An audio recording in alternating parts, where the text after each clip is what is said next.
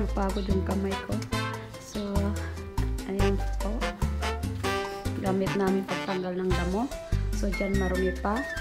So ito guys yung nabili namin na mga bulaklak, yung iba nandoon. So yan po yung mga bulaklak ang itatanim ko dito guys. Dyan. Ayan guys, tapos na pa ako nagtanim. Ayan. Pink at red ang inano ko. Ganon din sa isa. Ayan. So nabigyan ko na yan ng tubig. So, at saka ito yung dalawa. Ganon din. Ayan. So, maganda ang kulay. Maganda ito siya kasi panay ito siya bulaklak. Magbibigay ng bulaklak at matagal siya mawawala.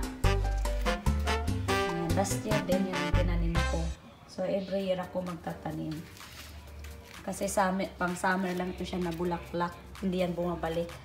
So, every year pa ako yan, lalagay dyan. So, yan. Yan ang pinabisihan ngayon ni Sweet Glory 79.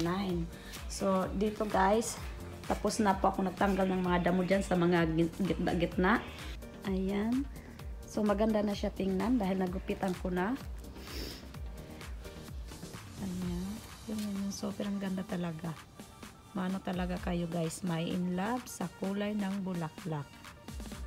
Ayan. Attractive na attractive. Kaya nga guys, paborito ko po yung red. Aywan ko ba, baka kulang yata ko sa pansin. Kaya gusto ko yung red. Gusto ko yung red kasi pansin na pansin talaga yung kulay. Na kasi Sweet Glory 79 ay nangailangan ng atensyon. Kaya yan ang paborito niyang kulay. Ayan.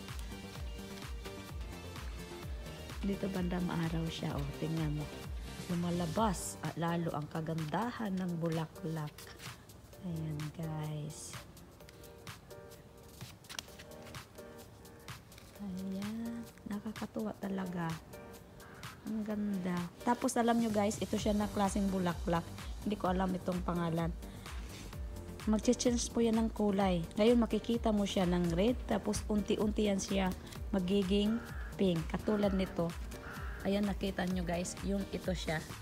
Ano na siya nag-pink. Pero yung area, red pa siya. Nag-change po siya ng kulay. Yung ano pa lang siya, hindi pa siya naka-open. Red na red siya. Katulad nito oh. Ito siya. Red na red po siya kasi hindi pa siya open. Ayan. Red na red po siya. Yung pag na-open na siya na matagal, yan ang kalabasan niya oh. Nagkaroon siya ng pink na kulay. So maganda siya guys. Kaya gustong gusto ko talaga ito siya. Kasi hindi lang isang kulay siya. Umano talaga. Nag-change. Ayan. Sino ba yan hindi ma-in love sa ganda ng kulay ng bulaklak na hindi lang iisa, nagbabago. So, red muna siya sa umpisa at pag matagal na siya na open, yan ang kalabasan. Naging pink. Baby pink. Ganda no?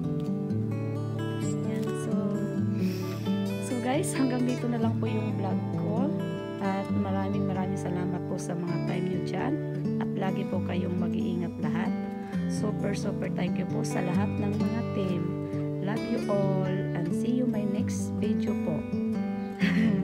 So, at huwag kalimutan na mag-like, subscribe kay Sweet Glory 79.